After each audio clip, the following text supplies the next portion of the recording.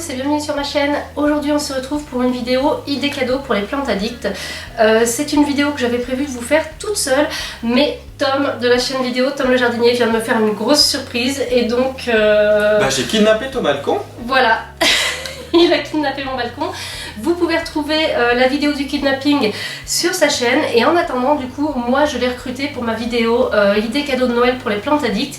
Tom, tu vas participer, tu vas nous donner toutes tes idées aussi. Oui, et je crois que je t'ai ramené quelques petites idées aussi. Ah bah c'est parfait, mais t'as tout fait bien aujourd'hui alors.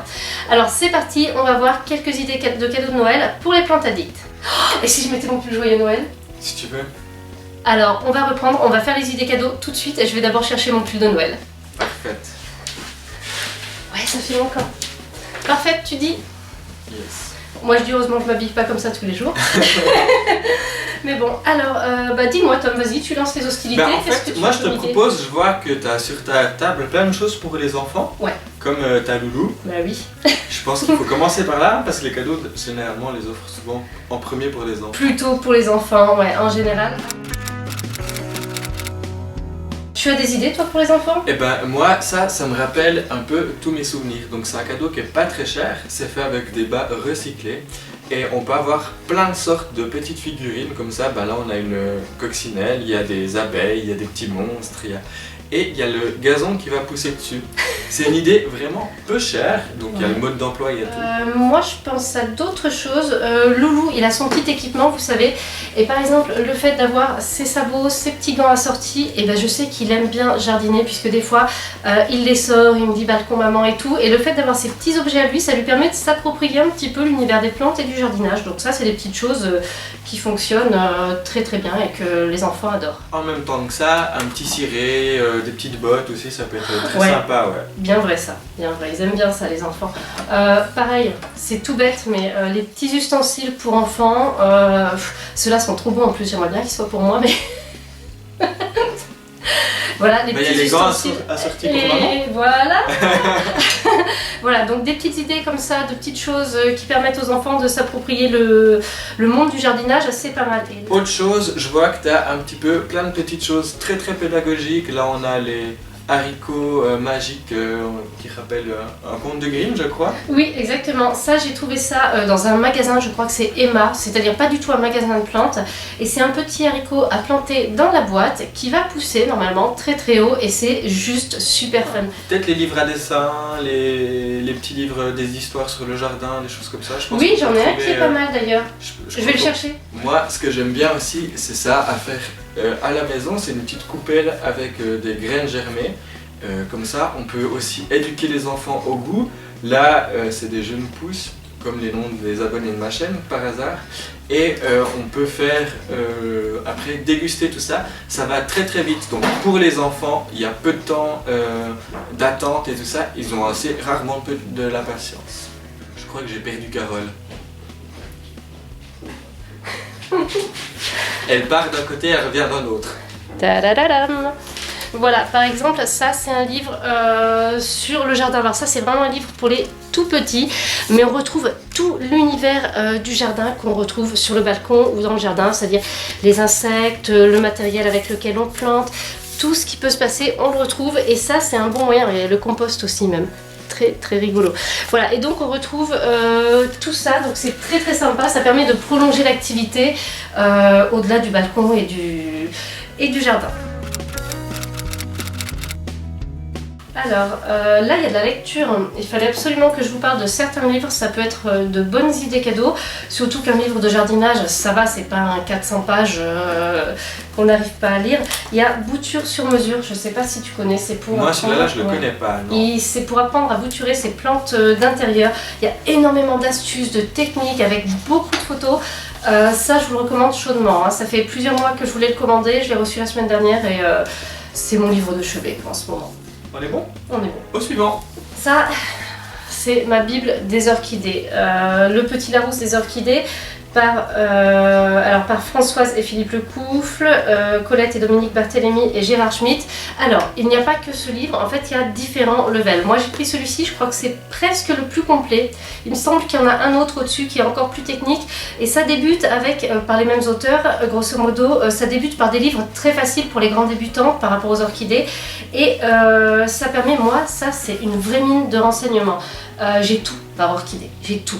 Tout ce qui peut leur arriver, dans quel substrat il faut les rempoter, comment les fertiliser, quand arroser, quand ne pas arroser, à quoi sont-elles le plus sensibles. C'est vraiment énormément de photos aussi avec différentes variétés. Mais Carole, tu nous as promis un livre qui faisait moins de 400 pages, il fait combien celui-là? Oula. Ah 383 pages. Gagné. Voilà, gagné. Bingo. Là, on va passer un petit peu aux plantes d'intérieur. Ouais. Donc ça, c'est ta sélection de livres des plantes d'intérieur. Ouais, et je sais que toi, t'es pas d'accord avec moi. Mais je sais pas que je suis pas d'accord avec toi, je le connaissais encore pas celui-là, c'est toi qui me l'as fait découvrir. Okay. Au niveau plantes d'intérieur, moi j'adore celui-ci, le traité rustica des plantes d'intérieur. Et toi? Et moi, c'est le petit Larousse des plantes d'intérieur, parce que je trouve que dedans, il y a vraiment des ateliers pour pouvoir faire, par exemple là, ces suspensions, et ça je trouve que c'était vraiment cool. C'est vrai que c'est le petit plus. Avec aussi par exemple là pour faire des coquedama. Des coquedama. Je trouvais qu'il était très sympa. Il y avait aussi pour faire des mini pour les bonsaïs. Et puis après, derrière, il y a chaque plante bien illustrée avec les astuces qu'il faut savoir. Bon, ça y est, j'ai envie de l'acheter. Il va peut-être être sous le sapin, hein. Ah, ce serait plaisant ça, ce serait bien agréable. Alors, toi, tu as aussi toute une autre sélection de livres? Oui, alors, ici, j'ai le livre qu'a fait Elise Moon. Donc, Elise Moon, c'est l'humoriste. Donc, son livre il nous partage son jardin. Donc, celui-là, il est tout neuf. Je l'ai acheté, mais je vais le lire moi en premier avant de te le prêter. Ouais, avec plaisir. Et puis, encore une autre star, mais cette fois du petit écran, c'est Stéphane Marie qui nous présente son jardin, toute l'histoire de comment il l'a créé et les plantes et les plus beaux sujets qu'il a mis dedans. Ce genre de bouquin en général c'est fantastique quand on peut découvrir le cheminement d'un passionné de plantes. Je sais que moi ma maman elle avait fait un jardin quand elle avait la maison, au fil des années elle avait planté, elle avait ses idées, ce qu'elle voulait mettre et tout. Et quand il y a des gens comme ça qui sont passionnés et qui ont fait des beaux jardins, je trouve que c'est toujours génial d'avoir l'histoire et tout. En général il y a des photos, enfin c'est le genre de bouquin qui est génial, qui est passionnant. Pour les livres on est bon? Je crois qu'on a fait le tour. On a fait le tour des bouquins. Il y a autre chose qui est pas mal pour les plantes addictes, alors qui ont un extérieur, c'est le Bee Home. Alors ça on en a déjà parlé à plusieurs reprises, c'est une petite maison pour les abeilles. Alors ce n'est pas une ruche, donc on n'est pas dans la production de miel, on n'est pas dans la création d'un... Comment les abeilles déjà? Une ruche. Oui, et elles vivent en... Colonie. Oui, je crois bien que c'est ça. Colonie d'abeilles. J'ai perdu mon cerveau moi. Voilà, on va pas avoir une colonie d'abeilles qui se développe, toujours plus nombreuses et tout. On accueille avec le Bee Home une vingtaine d'abeilles en gros. Bon, alors ce qui est bien, c'est qu'elles vont polliniser les plantes qui sont autour de chez nous, donc sur notre balcon, dans notre jardin, et puis un petit peu autour. Et elles vont venir nicher là-dedans, s'installer là-dedans. Donc ça, c'est une jolie idée cadeau. Moi, je l'ai depuis le mois de mai, je crois. Et on apprécie beaucoup. Celui-ci, c'est un modèle avec un tiroir, ce qui permet d'observer les abeilles à l'intérieur. Autant vous dire que c'est super ludique pour Loulou, par exemple. C'est génial. Et j'ai un code promo valable jusqu'au 17 décembre, puisque ça c'est la date butoir. Si vous voulez commander un Bee Home et le recevoir pour le mettre sous le sapin, vous pouvez commander jusqu'au 17 décembre. Donc ça c'est à savoir. Alors vous ne le mettez pas tout de suite dehors avec les abeilles, vous pouvez le mettre dehors, mais vous attendez les abeilles, vous les aurez au printemps. Et puis rassure-moi, elles vont pas me piquer si je mets ça sur ma terrasse. Non, pas du tout. Ce sont des abeilles qui vivent déjà toutes seules et qui ne sont pas agressives du tout.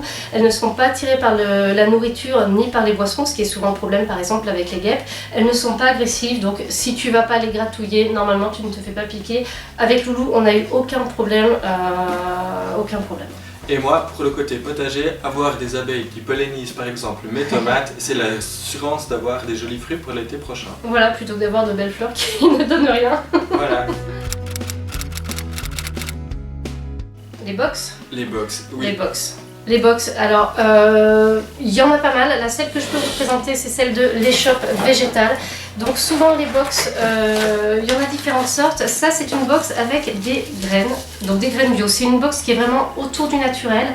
On a toujours tous les mois, non tous les trimestres, pardon. c'est tous les trimestres. On a des petites choses différentes. On a un petit truc, une petite gourmandise. Là, ce sont des petits bouillons. Alors, tout est choisi. Vraiment de manière à ce que ce soit naturel, bio, enfin vraiment on est sur quelque chose où tout est sélectionné le mieux possible au cas par cas. Là on a les petits godets pour lancer le semis de manière assez ludique. Ce trimestre là on avait un petit sécateur, donc ça c'est toujours pas mal. Il est pas mal, hein. Il est pas mal, hein.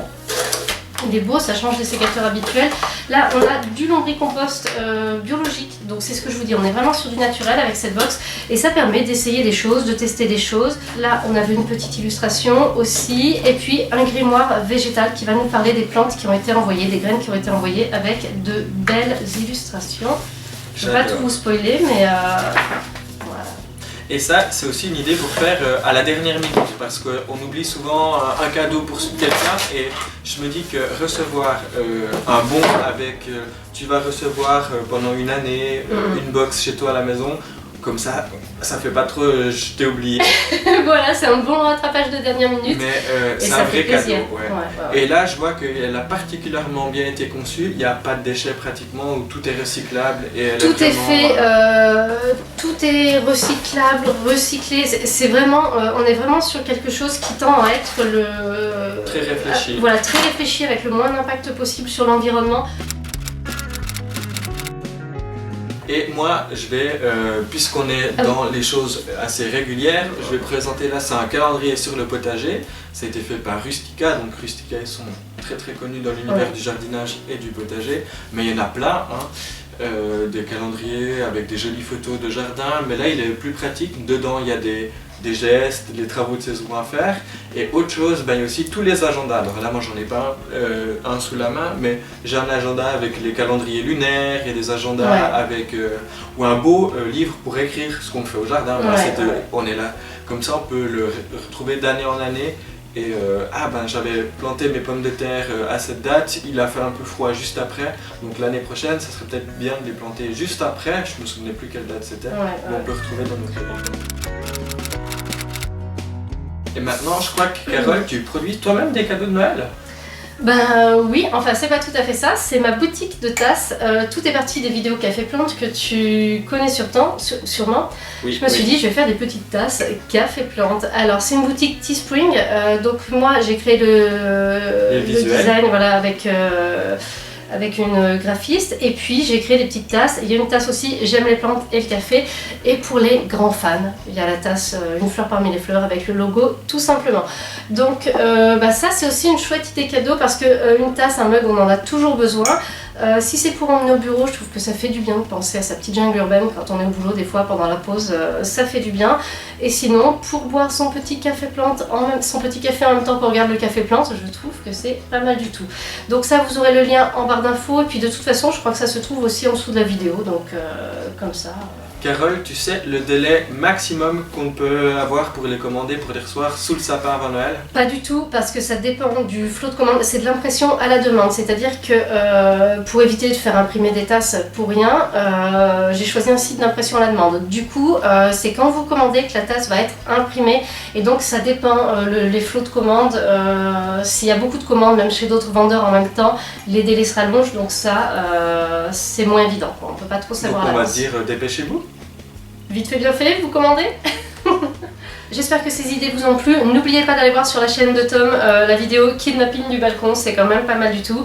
Et on se retrouve très bientôt pour une nouvelle vidéo. Joyeux Noël! Joyeux Noël!